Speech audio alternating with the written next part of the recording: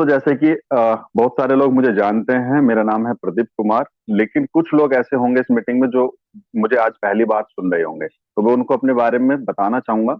नाम मेरा है दोस्त प्रदीप कुमार, और आप ही के शहर गाजियाबाद से मैं रहने वाला हूँ। गाजियाबाद में एक मोदीनगर शहर है, वहां से मैं बिलोंग करता हूँ।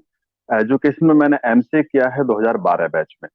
लगभग 7 साढ़े 7 साल का मुझे एक्सपीरियंस है। एज ए सॉफ्टवेयर इंजीनियर मैंने नोएडा में काम किया है। जहां तक डायरेक्ट सेलिंग की बात करूं तो 3 से साढ़े 3 साल मुझे इस फील्ड में हो चुका है। और आज मैं प्रोफेशनल नेटवर्कर के रूप में full time as a career network marketing कर रहा हूँ।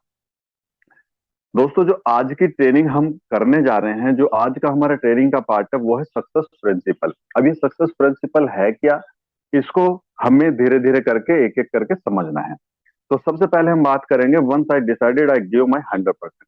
जब आप किसी भी फील्ड में जाने के लिए 100% एफर्ट लगाने के लिए तैयार हो जाते हैं, जैसे कि अब हम डायरेक्ट सेलिंग में आए हैं, एस्टोनिया वन हम करते हैं, तो हमारे दिल के अंदर एक उम्मीद होती है कि हम 100% देंगे और हम इतना बड़ा कर पाएंगे। हम 100% देंगे, चाहे दिन रात मेहनत करनी पड़े। हमें ये ड्रीम्स पूरे करने हैं या हमें ये टारगेट पूरा करना है होता है। तो जब आप 100% डिसाइड करते हो किसी भी फील्ड में देने के लिए, तब आपका करियर बनने लगता है, तब आपको ग्रोथ मिलने लगता है, तब आपका टारगेट फाइट होने की तरफ चलने लगता है। तो कोई भी काम जब हम करते हैं, अगर 100% हम देंगे आउटपुट, तो दोस्त इनपुट भी बहुत जल्द हमें मिलने वाला होता है। तो किसी भी काम को करने के लिए आप एक चीज डिसाइड करिए कि मुझे ये 100% एफर्ट के साथ में करना है। जैसे कि अभी आपको मैं बताता चलूं कि एस्टोनिया वन में दोस्त एक छोटा सा टारगेट निकला है। उम्मीद करता हूं आप सभी लोगों को पता होगा। फर्स्ट विजिट का टारगेट है, कंपनी विजिट का टारगेट है, और जो हमारा पहला फंक्शन हो रहा है चंडीगढ़ में, उसके लिए एक टारगेट है छोटा सा, जिसमें हमें 10-10 हजार बिजनेस वॉल्यूम की बिलिंग करनी है, और वो टारगेट हम फाइट कर सकते हैं। तो अगर आप 100% एफर्ट डालेंगे तो दोस्त वो 2 दिन में भी हो सकता है, 4 दिन में भी हो सकता है। और यदि एफर्ट नहीं डालेंगे तो दोस्त एक महीना निकल जाएगा पूरा, तब भी कुछ नहीं हो पाएगा। बहुत सारे लोग 100% एफर्ट डालेंगे, अपना तो करेंगे करेंगे, अपनी टीम में भी 10-10 लोगों को कराएंगे।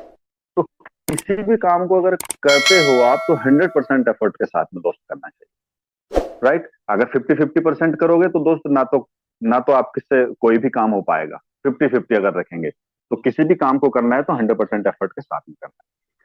चलिए, ये आप मेरी स्क्रीन पर देख रहे होंगे, इस पर लिखा हुआ है 6 मंथ आईसीयू जोन। जैसे कि मैं पहली मीटिंग्स में भी बता चुका हूं, जो ट्रेडिशनल मार्केटिंग और नेटवर्क मार्केटिंग का जो डिफरेंस मैंने बताया था, तो उसमें भी मैंने एक बार डिस्कस किया था कि शुरू के जो 6 महीने होते हैं किसी भी न्यू ज्वाइनर के लिए, 6 मंथ आईसीयू जोन के होते हैं। जैसे कि एक ईसीजी लाइन आप देखते हो, ये अप डाउन होती चली जाती है, up down up down up down. इसका मतलब क्या होता है कि वो बंदा अभी जिंदा है। राइट? लेकिन ईसीजी लाइन जैसे ही सीधी हो जाती है, जैसे ही सीधी लाइन हो जाएगी, वो इंसान इस दुनिया से जा चुका होगा। इसका मतलब क्या है, मैं कहने का मतलब ये समझाना चाहता हूं कि शुरू के जो 6 महीने हैं वो किसी भी लीडर के लिए, किसी भी न्यू जॉइनर के लिए, वो है आईसीयू के दिन। वो 6 महीने में कभी भी मर सकता है। मर क्यों सकता है? क्योंकि उसमें टीम नहीं होती, उसके पास में एजुकेशन सिस्टम नहीं होता, उसको उसको समझ नहीं होती, वो पार्ट टाइम करता है। बहुत सारे ऐसे रीजन हो सकते हैं। एक रीजन सबसे बड़ा ये होता है कि उसको, क्योंकि उसका माइंड सेट नहीं होता। क्योंकि ये बिजनेस माइंड सेट हमें 3 साल का तो रखना पड़ेगा कि काम हो या ना हो, इनकम आए ना आए, लेकिन हमें काम करते रहना है। तो ईसीजी लाइन जो है, ये कभी भी सीधी हो सकती है शुरू के 6 महीने में किसी भी लीडर की। तो हमेशा ध्यान रखना, किसी भी लीडर को आप ज्वाइन करा रहे हैं तो ये सोचो कि उसने अपना हाथ मेरे हाथ में दिया है, यानी कि वो अपने ड्रीम्स पूरे करना चाहता है। वो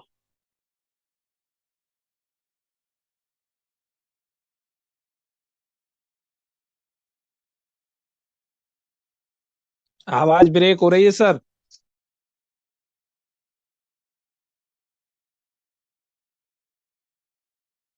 बाहर आ जाए, और यदि वो आईसीयू जोन से बाहर आ गया दोस्त, तो वो आपको इतना बड़ा करके देगा जितना आप सोच भी नहीं पाएंगे। राइट? तो शुरू के 6 महीने में हमें एक एक लीडर के साथ में हर एक एक्टिविटी करना है, उसको सिखाना है। Thank you. नेक्स्ट है हमारा कंसिस्टेंसी इन डेली एक्टिविटी।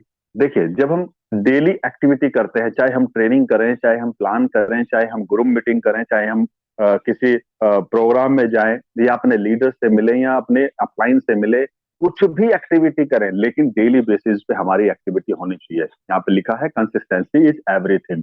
अगर आप डेली एक्टिविटी करते हैं तो दोस्त आपको सफलता लेने से कोई नहीं रोक सकता। प्रॉब्लम कहाँ आती है, जब हम अपने ये सोचते हैं कि यार वीकली करेंगे, यानी कि संडे टू संडे जो करता है उनके साथ में कुछ नहीं होगा, जो पार्ट टाइम करते हैं उनके साथ में भी कुछ बड़ा नहीं होगा। हाँ, वो थोड़ा बहुत कमा सकते हैं लेकिन बड़ा कभी नहीं हो सकता, क्योंकि जो इसको पार्ट टाइम तो शुरू होता है हमारा डायरेक्ट सेलिंग सिस्टम, लेकिन जब हमारी टीम बनने लगती है दोस्तों, उसकी केयर करनी पड़ती है, उसको सपोर्ट देनी पड़ती है ना। तो हमें कंसिस्टेंसी अपने बिजनेस में लानी होगी, अपने आप को खुद टारगेट देना होगा कि मुझे एक दिन में पर डे कम से कम 2 से 4 लोगों के साथ में, न्यू लोगों के साथ में मीटिंग करना है।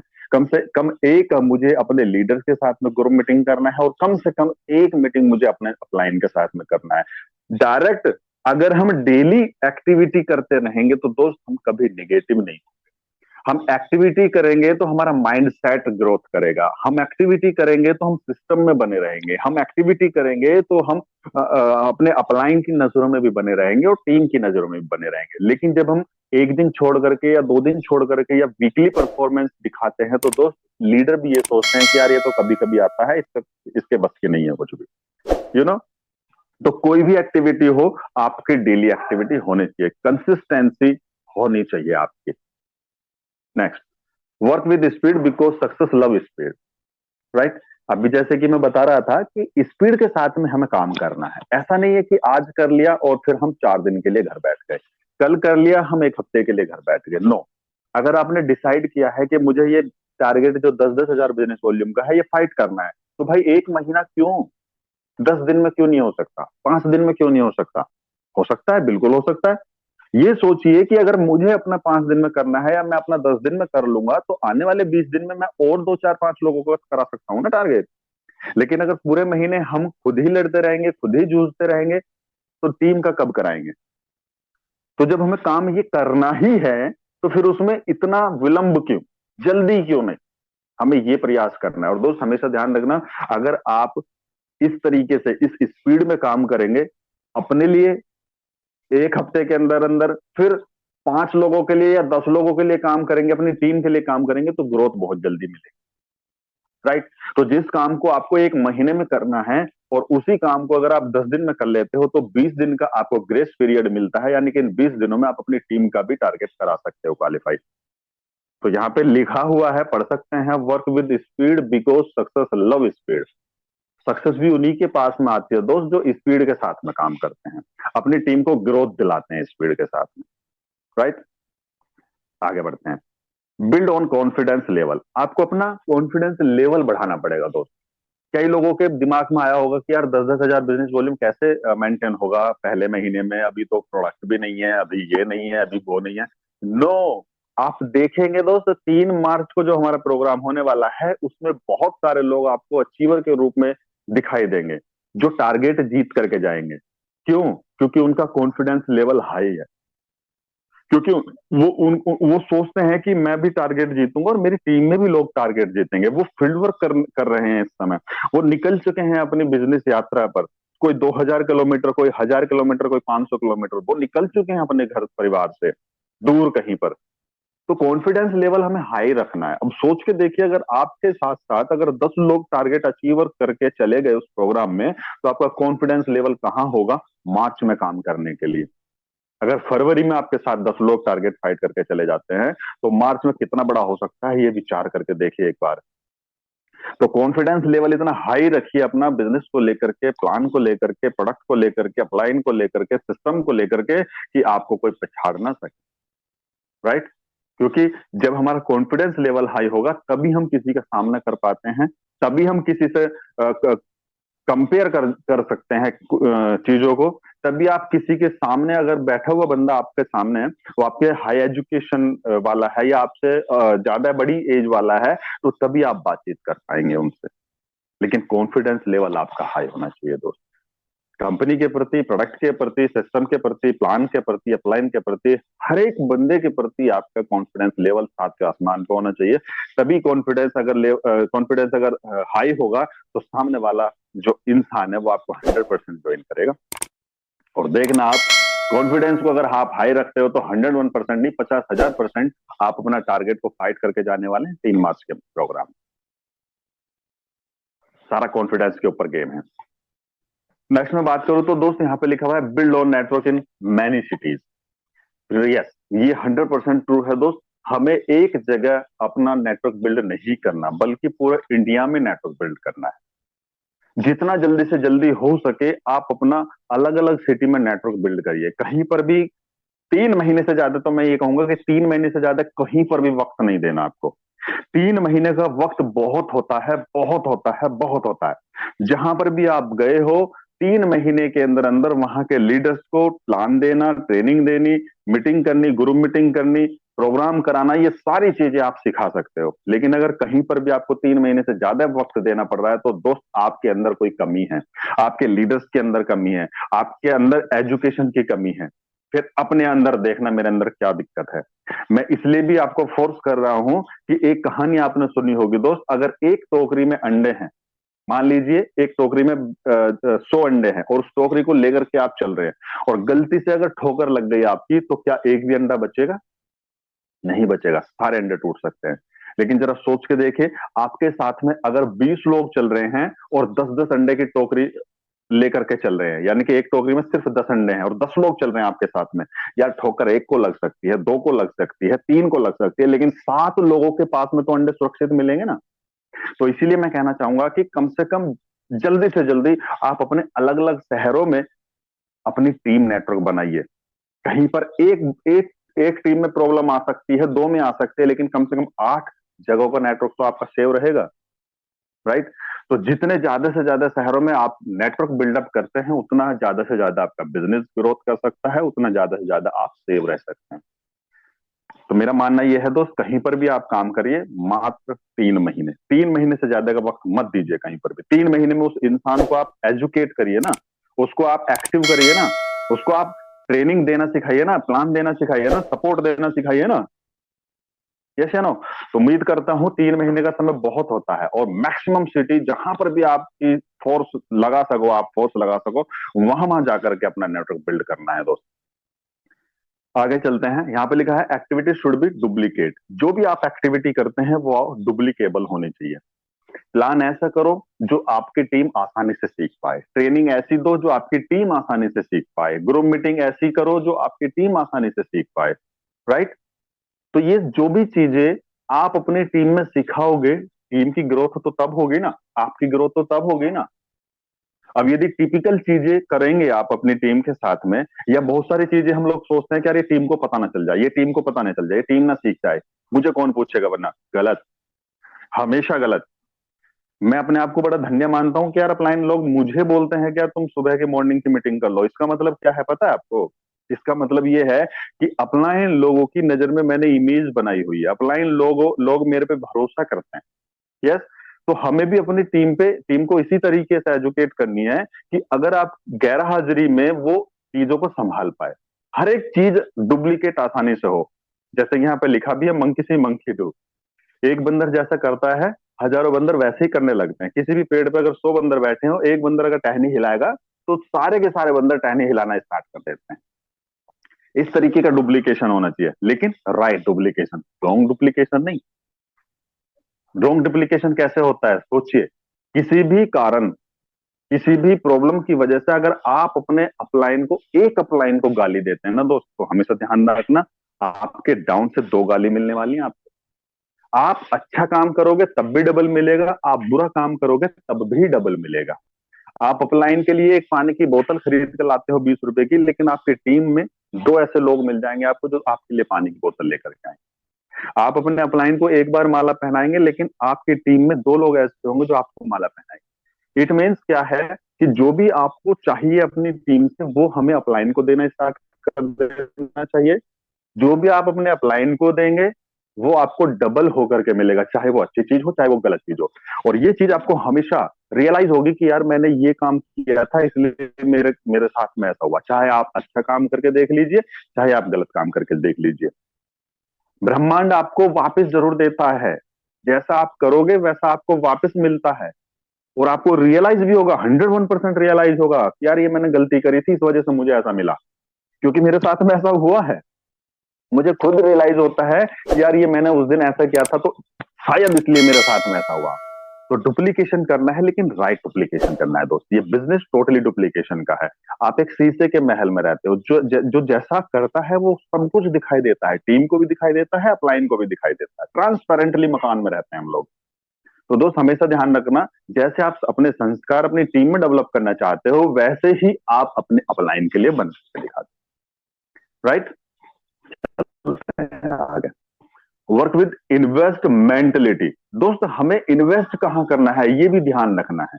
इन्वेस्ट करना है अपनी बॉडी लैंग्वेज पे, इन्वेस्ट करना है अपनी पर्सनैलिटी पे, इन्वेस्ट करना है अपनी स्किल को बढ़ाने में, इन्वेस्ट करना है अपनी टीम को सिखाने के लिए। इन्वेस्ट कहां करना है ये समझने का प्रयास करिए।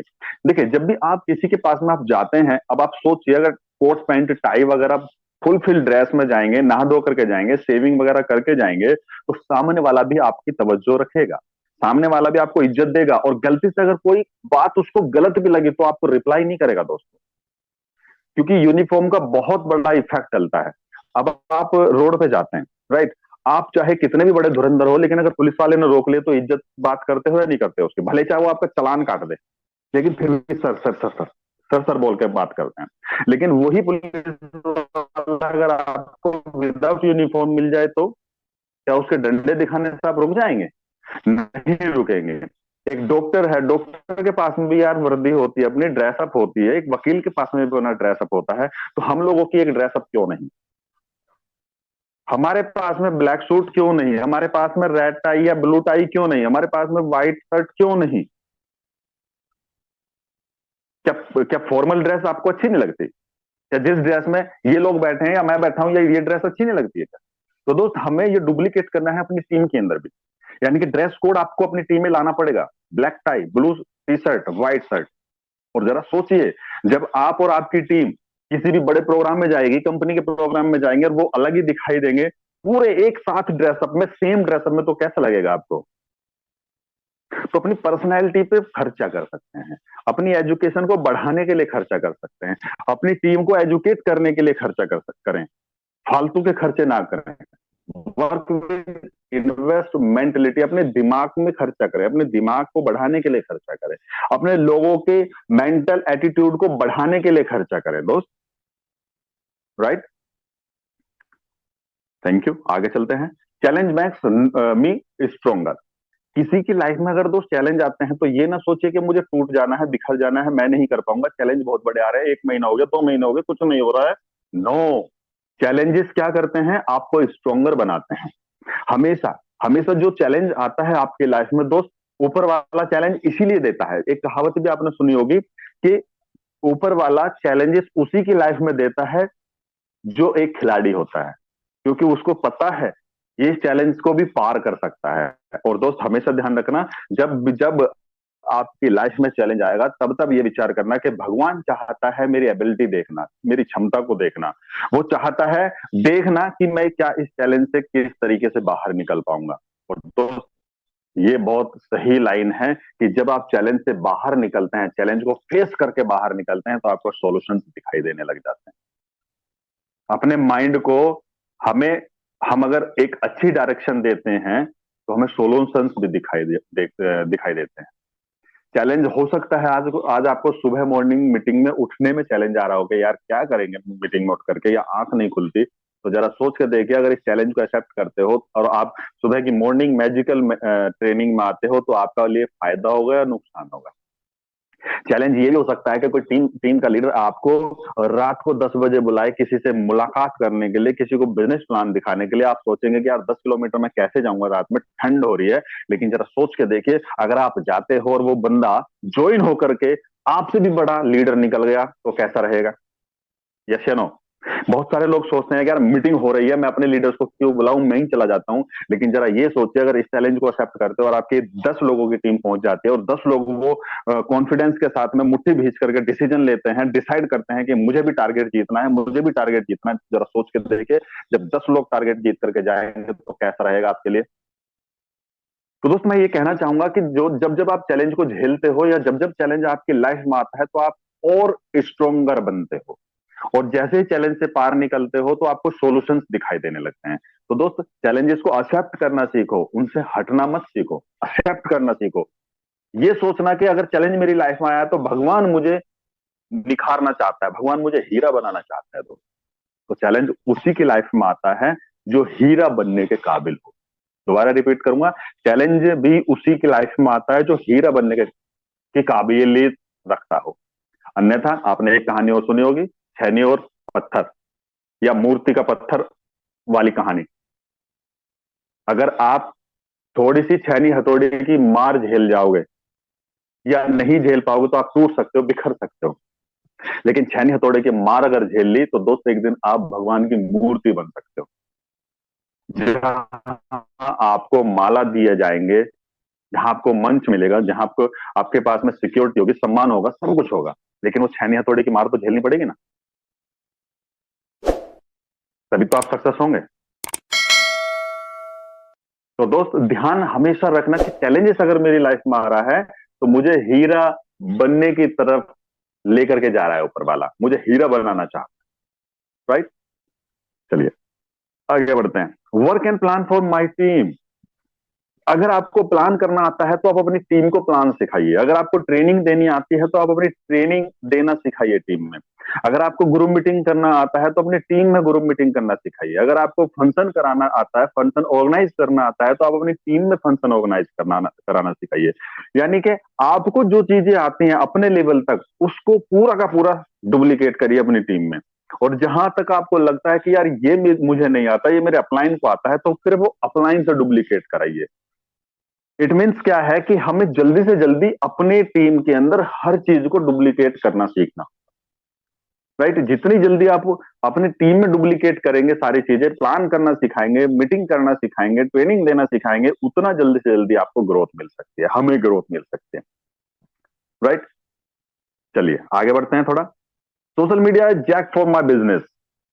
सोशल मीडिया क्या है? हमारे बिजनेस की जैक है। बहुत सारे लोगों के पास में सोनिया वन में लोग सोशल मीडिया के माध्यम से ज्वाइन हुए। राइट, लेकिन सोशल मीडिया का भी एक ड्रॉबैक मैं आपको बता देता हूं। सोशल मीडिया पे बहुत सारे ऐसे लोग होंगे जो आपको दवाई उल्टा खिला देंगे। दवाई उल्टा खिलाने का मतलब एक कहानी के माध्यम से मैं समझाना चाहूंगा। हालांकि मेरे दिमाग में बहुत सारी कहानी आ रही है, बट हर स्लाइड पर कहानी बोलना भी ठीक नहीं है। एक कहानी यूं है कि एक बंदे के पास में एक भैंस होती है, भैंस जो दूध देती है। अब वो किसी दिन बीमार हो गई। बीमार होने के बाद वो, जिसकी भैंस थी, वो डॉक्टर साहब के पास में जाता है तो देखता है कि डॉक्टर साहब घर पे नहीं है। घर वालों से पूछताछ करते हैं कि डॉक्टर साहब कहाँ हैं, मेरी भैंस बीमार हो गई है, मुझे दवाई दिलवानी है। तो डॉक्टर साहब की वाइफ जो है वो बोलती है कि वो किसी शादी में गए हैं और वो लौट के आने में उनको देर हो जाएगी। कोई बात नहीं। वो वेट करने लगा लेकिन वो डॉक्टर साहब नहीं आए। थोड़ी देर के बाद क्या करता है, वो भैंस का मालिक डॉक्टर साहब को कॉल लगा देता है कि डॉक्टर साहब, मेरी भैंस की तबीयत ज्यादा खराब हो रही है, आप आ जाइए फटाफट। तो डॉक्टर साहब बोलता है कि भाई मैं अभी नहीं आ पाऊंगा, मैं किसी एक जरूरी शादी में भी व्यस्त हूँ। आप काम बताइए क्या है। तो वो बोलता है कि मेरी मेरी भैंस को जो है बुखार हो गया है, तेज बुखार हो रहा है, तो बताइए मैं क्या करूं। तो डॉक्टर साहब ने बोला कि एक काम करिए, मैं तुम्हें दवाई लिख करके देता हूँ, आप लेकर के आइए और भैंस को दे दीजिए पीस करके। कि ठीक है चलिए। उसने जो है, डॉक्टर साहब ने दवाइयां लिख करके दे दी। अब वो स्टोर से तो ले आया दवाई और उसने पीस भी ली। डॉक्टर साहब ने बोला था कि एक पाइप लेना और एक पाइप के मुहाने पे इस दवाई को रखना और एक पाइप को अपने मुंह में रख करके मतलब एक पाइप का मुंह अपने मुंह से और दूसरे पाइप का मुंह भैंस के मुंह में डाल करके फूंक मार देना, दवाई भैंस के पेट में चली जाएगी। अब वो ऐसे ही करता है, दवाइयां पीसी, पाइप के एक मुंह की तरफ उसने दवाइयां डाली और वो जो है उस तरफ का मुंह भैंस के मुंह में कर दिया। और एक तरफ से जैसे ही अपने मुंह में फूंक मारने के लिए लगाया, ऐसे ही तुरंत एकदम भैंस ने उल्टी फूंक मार दी। अब भैंस ने फूंक मार दी मतलब क्या हुआ कि भाई, जो प्रॉब्लम भैंस को थी अब किसको होने लगी? भैंस के मालिक को। राइट, जो बच्चा भैंस को देना देना था, अब मालिक का मन करने लगा। तो इसका मतलब क्या है? इससे सीख ये मिलती है दोस्त कि हमें जाने अनजाने में बहुत सारी चीजें हमसे ऐसी हो जाती है जो गलत हो जाती हैं। तो सोशल मीडिया भी कुछ ऐसा ही प्लेटफॉर्म है। आप दवाइयां देने जाएंगे सोशल मीडिया के ऊपर, लेकिन कई बार क्या होता है, सोशल मीडिया के ऊपर जो लोग हैं वही आपको उल्टा दवाई दे देंगे। इससे समझने के लिए मैं आपको बताना चाहूंगा कि अपने आप को इतना कंठस्थ करने की जरूरत है कि आपको कोई उल्टी दवाई ना पिला सके। यानी कि आप जाएंगे एस्टोनिया वन के बारे में बताने के लिए, कहीं ऐसा ना हो वो दूसरी कंपनी जो वो करते हैं उसका प्लान आपको दिखा दें और आपको ही ज्वाइन करा लें। तो इसके लिए जरूरी है कंपनी की ज्यादा जानकारी लेना, आपको कंपनी के बारे में प्लान की जानकारी लेना, कंपनी के प्रोडक्ट की जानकारी लेना, अपने अपलाइन की जानकारी लेना, यानी कि जिससे कि आप उस दूसरे आदमी को मोटिवेट करके अपने साथ में ज्वाइन करा सके। तो सोशल मीडिया का सबसे बड़ा ड्रॉबैक ये है कि आप जैसे लोग, मेरे जैसे लोग हजारों सोशल मीडिया के ऊपर अवेलेबल हैं, वो भी देखते हैं, वो भी विचार करते हैं कि यार मुझे भी कोई मिले, मुझे भी कोई मिले। जैसे कि आप फेसबुक पे जाते हैं कि कोई एस्टोनिया वन ज्वाइन कर ले फेसबुक से, तो हो सकता है जो आपके पास में कॉल कर रहा हो वो अपनी कंपनी में ज्वाइन कराने के लिए प्रेरित करना चाहता हो आपको। तो इस चीज का विशेष ध्यान रखना दोस्त। जब तक आप पूरी तरीके से कंपनी के बारे में पूरा जानकारी ना ले लो तब तक आप सोशल मीडिया का इस्तेमाल नहीं करना। लेकिन सोशल मीडिया एक ऐसा इतना बड़ा प्लेटफॉर्म है जहां से आपको बहुत अच्छी ग्रोथ मिल सकती है। Qualify all the targets of my company. जब जब आप कंपनी के सारे टारगेट को क्वालिफाई करते हैं तो आप तेजी से ग्रोथ करने लग जाते हैं, आप तेजी से आगे बढ़ने लग जाते हैं। यकीन मानना, जो भी छोटे टारगेट आए या बड़े टारगेट आए, नेशनल टारगेट आए या इंटरनेशनल टारगेट आए, जितनी जल्दी जल्दी आप टारगेट अचीवर बनेंगे उतना जल्दी जल्दी आप ग्रोथ कर पाएंगे। तो बस इतना ही कहना चाहूंगा दोस्त, अभी जो हमारे पास में टारगेट आया हुआ है 10-10 हजार बिजनेस वॉल्यूम का, उसको आप जल्दी से जल्दी खुद का टारगेट फाइट करें और अपनी टीम में भी कम से कम 5-5 लोगों का या 10-10 लोगों का टारगेट फाइट करा करके लेकर के जाए। The power of visualisation. Visualisation में बहुत तगड़ी पावर है अगर आप विजुअलाइज करते हो किसी भी चीज को। विजुअलाइजेशन करने का भी एक वक्त होता है, तो शाम को सोने से पहले, खाना खाने के बाद जब आप लेट जाते हैं सोने के लिए, तब अगर विजुअलाइज करते हो किसी भी चीज को, किसी भी चीज के बारे में सोचते हो, तो पूरी रात वो ब्रह्मांड में आपके घूमता रहता है। पूरी रात आपका सबकॉन्शियस माइंड उसी के बारे में सोचता है। तो विजुअलाइजेशन करने की बहुत बड़ी पावर शक्ति है, बहुत बड़ी शक्ति है, बहुत बड़ी शक्ति है। किसी भी चीज का अगर आपने टारगेट लिया और उसका आप गोल बना करके आप अपनी दीवार पे चिपकाएंगे, अपने फ्रिज पे चिपकाएंगे, अपने दरवाजे पे चिपकाएंगे, तो वो चीजें आपकी ओर आकर्षित होने लग जाती हैं। जैसे कि आप एग्जाम्पल देख पाते हैं, जब तक आप कोई भी गाड़ी नहीं लेने के बारे में सोचते हैं तब तक वो गाड़ी आपको रोड पर नहीं दिखाई देगी। लेकिन जिस दिन आपने एक गोल बना लिया कि मुझे ये गाड़ी अचीव करनी है या ये गाड़ी लेना चाहता हूं मैं, तो देखना आपके सामने इतनी बार वो पूरे दिन में गाड़ी आएगी, 10 बार आ सकती है, 20 बार आ सकती है वो गाड़ी। हालांकि वो रोज आपके सामने आती है लेकिन वो आपको दिखाई नहीं देती। क्यों? क्योंकि वो उसने हमने उसका गोल डिसाइड नहीं किया था। लेकिन जब हम गोल डिसाइड कर लेते हैं तो वो चीज हमारी ओर आकर्षित होने लगती है। पावर विजुअलाइजेशन में बहुत तगड़ी पावर है दोस्त। जैसे कि विजुअलाइजेशन की मैं बात करूं तो इन चीजों के बारे में दोस्त आप सोच सकते हो, जैसे कि पैसा कमाना है, एक घर लेना है, बड़ी गाड़ी लेनी है, या मेरे को बड़े टीम बनानी है। इन चीजों के बारे में जब आप सोचते हो, हमेशा विचार करते हो, तो ये चीज हमारी ओर आकर्षित होने लगती है। ये सिद्धांत है आकर्षण का सिद्धांत, राइट? तो हमेशा पॉजिटिव चीजों को सोचिए, पॉजिटिव चीजों के बारे में विचार करिए, क्योंकि 65,000 विचार हमारे दिन में माइंड में आते हैं। लेकिन जरूरी नहीं है कि हर विचार हमें याद रहे और पूरा हो सके। लेकिन 1% चांस होते हैं कि जो भी हम विचार करते हैं, जो पॉजिटिव विचार होता है और उस पर हम काम करें, अमल करें, तो वो विचार हमें हमारा पूरा हो सकता है। दो तरीके के माइंड सेट होते हैं दोस्त, एक ग्रोथ माइंड सेट होता है, एक फिक्स माइंड सेट होता है। ग्रोथ माइंड सेट में लिखा हुआ भी है, ये भी आप पढ़ सकते हैं, failure is an opportunity to growth. जो एक फेल हो जाता है, जो भी बंदा फेल हो जाता है किसी भी फील्ड में, तो उसको लगता है कि यार मेरे लिए भगवान ने कुछ और बनाया है, मुझे और अच्छे से मेहनत करनी है, मुझे और ज्यादा जबरदस्त तरीके से मेहनत करनी है। लेकिन एक फिक्स माइंडसेट वाला क्या करता है कि यार एक बार फेल हो गया भाई, मेरे बस की नहीं है, अब मैं नहीं कर पाऊंगा दोबारा। वो हिम्मत तोड़ तोड़ देता है, दोबारा बाउंस बैक करने के बारे में वो सोचता ही नहीं है। तो फिक्स माइंड सेट कर लेते हैं कुछ लोग बोलते हैं कि भाई 10,000 रुपये मेरी सैलरी है, 15,000 रुपये मेरी सैलरी है, मैं संतोषम परमम सुखम वाली कहानी, कि मैं इससे खुश हूं, मुझे और नहीं चाहिए। तो दोस्त, हमें फिक्स माइंडसेट ना बन करके ग्रोथ माइंडसेट वाला बनना है। ग्रोथ माइंडसेट का मतलब ये है कि अगर आपकी इनकम इस महीने में 10,000 रुपए की है, तो अगले महीने आपकी इनकम 15,000 रुपए की होनी चाहिए। अगर इस महीने 15,000 रुपए की है, तो अपना माइंड को इस तरीके से सेट करो कि अगले महीने की इनकम 20,000 रुपए की होनी चाहिए। यानी कि ग्रोथ माइंडसेट वाला बंदा हमेशा आगे बढ़ता है, लेकिन उसकी लाइफ में चैलेंज भी आते हैं, और जो चैलेंज आते हैं वो उसको ग्रोइंग करने में मदद करते हैं। और जो फिक्स माइंडसेट होता है, उसकी लाइफ में जब चैलेंज आते हैं तो उसको वो कंफ्यूज कर देते हैं, और जब कंफ्यूज कर देंगे तो वो ड्रॉ कर लेता है उस चीज से। लेकिन ग्रोथ माइंडसेट वाला इंसान जब चैलेंजेस को फेस करता है तो उसको महसूस होता है कि यार मैंने करके दिखाया, उसको खुशी होती है। और जब खुशी होगी वो अपने चैलेंज को एक्सेप्ट करके आगे बढ़ता है, तो वो हर एक बीमारी से लड़ने के लिए अग्रसर हो जाता है, हर एक युद्ध लड़ने के लिए तैयार हो जाता है, हर एक चैलेंज झेलने के लिए वो तैयार हो जाता है। तो ग्रोथ माइंडसेट अपना रखना है दोस्त हमेशा। Maximises business growth with performance report, यानी कि आपको रिपोर्ट देना है अपने अपलाइन को, अपने एक्टिव अपलाइन को। ये बात ध्यान रखने वाली बात है, बहुत मोस्ट इंपोर्टेंट बात बोलने वाला हूँ। जितने भी आप प्लानिंग करते हैं, जितनी आप ग्रुप मीटिंग करते हैं, जितनी भी आप होम मीटिंग करते हैं, या जो भी वटेवर जो भी आप करते हो अपने पूरे दिन की एक्टिविटी में, आप अपने अपलाइन को रिपोर्टिंग करना सीखो। क्योंकि अगर अपने अपलाइन को पता होगा तो वो आपकी मदद कर पाएगा, वो आपको सपोर्ट कर पाएगा। रिपोर्टिंग देने का एक और फंडा है, एक और अच्छी बात है क्यों रिपोर्टिंग करनी चाहिए। अब आप सोच के देखिए, अगर रेलवे में रिपोर्टिंग टाइम ना हो या रिपोर्टिंग ना करे तो डेली ना जाने कितने एक्सीडेंट हो, हर एक सेकंड हर एक मिनट की रिपोर्टिंग होती है। आप एयरपोर्ट पे देखिए, जब एटीसी अगर रिपोर्टिंग ना करे तो कितने एक्सीडेंट आसमान में हो जहाज के। रिपोर्टिंग बहुत मोस्ट इंपोर्टेंट चीज है हमारे इस बिजनेस की। ईमानदारी से अगर आपने 2 बिजनेस प्लान किए हैं तो 2 की रिपोर्टिंग दें, अगर आपने 2 फॉलो अप किए हैं तो 2 की रिपोर्टिंग दें, अगर आपने एक होम मीटिंग की है तो एक होम मीटिंग की रिपोर्टिंग दें।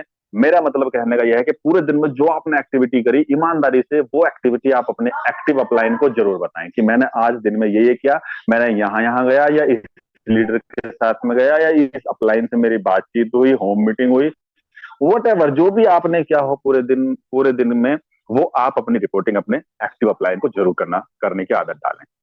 नेक्स्ट है फोकस ऑन पर्सनैलिटी। जैसे कि हम पहले भी बता चुके हैं दोस्त, हमें पर्सनैलिटी पे फोकस जरूर करना है, बहुत ज्यादा जरूरी है ये भी चीज, क्योंकि जैसा जो दिखता है वैसा वो बिकता है, जो दिखता है वो बिकता है। आपने सुना होगा ये कहानी। अब एक सोचिए, एग्जाम्पल लीजिए, 2 दुकानें हैं आपस में एक साथ, एक दुकान पे लालटेन जल रही है और एक दुकान सजी हुई है, बहुत बेहतरीन, उसमें लाइटिंग है, कई कलर की लाइटिंग है, राइट।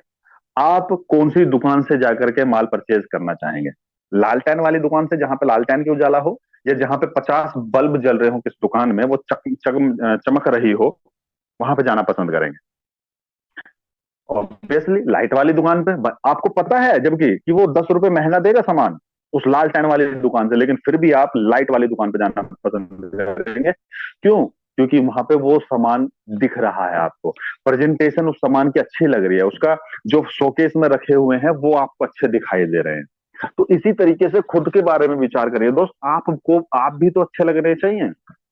सामने वाले के पास में जब आप लाखों रुपए की, करोड़ों रुपए की अपॉर्चुनिटी लेकर जा रहे हो और आप बिना नहाए धोए जा रहे हो, लोअर में जा रहे हो, टी शर्ट में जा रहे हो, तो आपकी वो बात मानेगा? नहीं मानेगा। और फिर हम लोग बोलेंगे कि हमारा नसीब खराब है, हमारे साथ में कोई जुड़ता नहीं है। भाई जुड़ेगा कहां से यार? एजुकेशन आपके पास में नहीं है, सिस्टम की नॉलेज आपके पास में नहीं है, पर्सनैलिटी आपकी आप अपनी रद्दी करके रखते हो, बैठने का तरीका आपको मालूम नहीं, बातचीत करने का तरीका आपको मालूम नहीं, मुंह से आपके से स्मेल आ रही है, पसीने की स्मेल आ रही है, तो कौन ज्वाइन करेगा आपको? तो ये छोटी छोटी चीजें हैं दोस्त। अपने बैग में एक परफ्यूम भी रखना पड़ता है, एक कंघा भी रखना पड़ता है। तो पर्सनैलिटी पे मैक्सिमम ध्यान दीजिए दोस्त, और देखना आपके रिजल्ट जो है कई गुना बढ़ने लग जाएंगे, राइट। चलते हैं आगे। यहाँ पे लिखा है reading book, motivational video, sacrifice is equal to success, motivation. यानी कि सिर्फ और सिर्फ दोस्त हमें पढ़ाई पे ध्यान नहीं देना है, पढ़ाई पे भी ध्यान, लेकिन सिर्फ पढ़ाई पे ध्यान नहीं देना, हमें मोटिवेशन भी चाहिए इस बिजनेस में। मोटिवेशन कहाँ मिलता है? या तो किसी मोटिवेशनल वीडियो को देख करके मिलता है, या किसी बड़े प्रोग्राम को अटेंड करने से मिलता है, या सेमिनार को अटेंड करने से मिलता है, या आपको जूम मीटिंग में आने से मोटिवेशन मिलता है। क्योंकि इस इंडस्ट्री में मैंने बहुत लोगों को ऐसे को देखा है कि उनके 2-2 महीने हो गए, 4-4 महीने हो गए, कोई बड़ा पे आउट नहीं है, बिल्कुल भी इनकम नहीं है, लेकिन फिर भी वो 100% अपना देते हैं।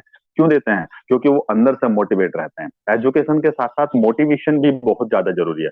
मोटिवेशन आपको ये बताता है कि आप इस बिजनेस में क्यों आए थे। जब जब आपका मोटिवेशन डाउन हो, जब जब आप क्विट करने के बारे में सोचें, तो दोस्त मेरी बात हमेशा ध्यान रखना, उस पल को याद करना, उस दिन को याद करना जिस दिन आपने इस बिजनेस की शुरुआत करी थी। क्या सोच करके करी थी आपने इस बिजनेस की शुरुआत? क्या अचीव करने के लिए की थी? क्या सपने थे आपके जिस दिन आपने इस बिजनेस की शुरुआत की थी? तो दोस्त यकीन ना आप कभी भी निगेटिव नहीं हो सकते इस इंडस्ट्री से, कभी भी आप क्विट नहीं कर सकते इस इंडस्ट्री से। तो किताबों के साथ साथ हमें मोटिवेशनल वीडियो भी देखना जरूरी है, हमें ग्रेट अपलाइन अपलाइन लोगों से भी बातचीत करना जरूरी होता है। राइट, चलते हैं। नेक्स्ट है हमारा टाइम पंचुअलिटी। टाइम पंचुअलिटी के बारे में भी मैंने काफी बार डिस्कस किया है। जब जब आपको कोई भी टाइम देता है, चाहे वो आपके टीम के लीडर हो, चाहे वो आपके प्रोस्पेक्ट हो, चाहे वो आपके अपलाइन हो, हमेशा ध्यान रखना आप अपने टाइम से 5 मिनट पहले पहुंचने की आदत डालें। क्योंकि दोस्त, जो टाइम के पंचुअल होते हैं, जिंदगी उन्हीं के कदमों में होती है, सक्सेस उन्हीं के कदमों में होती है। कभी भी ये मत सोचना कि मैं 10 मिनट लेट जाऊंगा मेरी वैल्यू होगी क्योंकि मुझे देखने वाले लोग आ रहे हैं। नो, ये गलत फहमी है हमारी।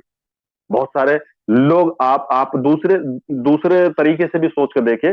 जब आप 5 मिनट कहीं पर लेट पहुंचते हैं, किसी ने बुलाया आपको 9 बजे और आप गए 9 बज के 5 मिनट तक, और पता चला कि वो बंदा निकल गया वहां से। जब आप उसको कॉल करेंगे, आप बोलेंगे कि भाई मैं 5 मिनट लेट हो गया यार, हाँ निकल गया, तो वो बोलेगा आपको कि भाई मैंने आपको 9 बजे बुलाया था, आप 5 मिनट लेट आओ, कल मिलेंगे 9 बजे। तो इसमें नुकसान अपन का होगा, हमारा होगा, आपका होगा। इसलिए टाइम के पंचुअल बनना बहुत ज्यादा जरूरी है दोस्त। हमेशा टाइम का ध्यान रखना। चाहे कहीं पर भी आपको जाना हो, कहीं प्लान दिखाने जाना हो, किसी को ट्रेनिंग लेने जाना हो, या कोई प्रोग्राम करने जाना हो, आप अपने टाइम के पंचुअल बने। राइट, चलिए। वर्किंग परफॉर्मेंस, आपकी जो वर्किंग परफॉर्मेंस होती है उसको आप वीकली आप उसको चेक कर सकते हैं कि मैंने एक हफ्ते में, हालांकि जो हमारा शुभारंभ है, शुभारंभ आपको मिल जाएगा, उसके अंदर सारी चीजें ऑलरेडी प्रीडिफाइन है। तो आप वीकली अपना परफॉर्मेंस चेक कर सकते हैं कि एक हफ्ते में मैंने कितने लोगों के साथ में मीटिंग करी, कितने लोगों को प्लान दिखाया, कितने फॉलोअप किए, कितने लोग मेरे साथ में ज्वाइन हुए, या मैंने एक हफ्ते में क्या क्या किया। वो वीकली आप परफॉर्मा तैयार करिए, उससे आपकी ग्रोथ होने में बहुत आसानी होगी। जब आपको पता रहेगा कि मैंने लास्ट वीक कितना काम किया है, तो आप डिसाइड करेंगे कि अगले वीक मुझे थोड़ा सा और बढ़ाना है। अगर आपने पिछले हफ्ते 10 प्लान किए हैं टोटल, तो आप कोशिश ये करना कि अगले हफ्ते में 10 से बढ़ा करके 12 उससे अगले हफ्ते में 12 से बढ़ा करके 15 कर दो। इसी तरीके से अगर आप अपनी परफॉर्मेंस चेक करते रहेंगे, वीकली परफॉर्मेंस चेक करते रहेंगे, तो बहुत जल्दी आप ग्रोथ मोड में चले जाते हैं। लेकिन जब आप परफॉर्म अपनी चेक नहीं कर पाते हैं, तो आपको पता ही नहीं चलता कि मैंने एक हफ्ते में कितना काम किया है। और जब पता नहीं चलेगा तो आप अपनी मर्जी के मालिक हो जाते हैं। तो दोस्त, तेजी से आगे बढ़ने के लिए, डायरेक्ट सेलिंग में और तेजी से आगे बढ़ने के लिए परफॉर्मेंस अपनी चेक करनी होगी वीकली। और last one is ready for no. बहुत सारे लोग आपको मार्केट में नो बोलने वाले मिलने वाले, 100 लोगों के पास में जाते हैं तो 80 लोग उसमें से मना कर देंगे। अब ये 80 लोग हो सकता है शुरू वाले हों, बीच वाले हों, या लास्ट वाले हों। तो क्या आप नो झेलने के लिए तैयार हो? क्योंकि आपको 80 लोगों से नो मिलने वाली है। मैं ये नहीं कहूंगा कि स्टार्टिंग वाले 80 होंगे या बाद वाले 80 होंगे, लेकिन 100 में से 80 होंगे जरूर, ये मैं गारंटी दूं। यार, सेल्स की दुनिया में 80-20 का रेशो आता है, लेकिन आपको मैं बताना चाहूंगा वो 20% लोग जो आएंगे, 100 में से मात्र जो 20 लोग आएंगे, और उन 20 लोगों में से भी मात्र 4 लोग आपको करोड़पति बनाएंगे। ये हमेशा ध्यान रखना। 4 लोग आपको करोड़पति बनाएंगे, उन 20 में से भी सिर्फ 4। लेकिन उन 4 तक पहुंचना है हमें। वो 4 जब तक ना मिल जाए, जब तक हमें नो झेलने की ताकत अपने अंदर रखनी पड़ेगी। हमें डिमोटिवेट नहीं होना, हमें आईसीयू जोन के अंदर नहीं रहना, हमें बाहर निकलना है। तो क्या आप 80 लोगों से नो झेलने के लिए रेडी हो? बिल्कुल, जरा कमेंट करके आप मुझे बताइए। अगर ये आपका आंसर यस है, तो दोस्त आप बहुत जल्दी इस डायरेक्ट सेलिंग में आप सक्सेस पा सकते हैं। राइट, तो नो झेलने के लिए आपको रेडी होना पड़ेगा दोस्त, हर सिचुएशन में, हर हाल में। तो all the best, thank you so much. आज की जो हमारी मीटिंग थी, जो हमारी ट्रेनिंग थी, यहीं तक थी दोस्त। और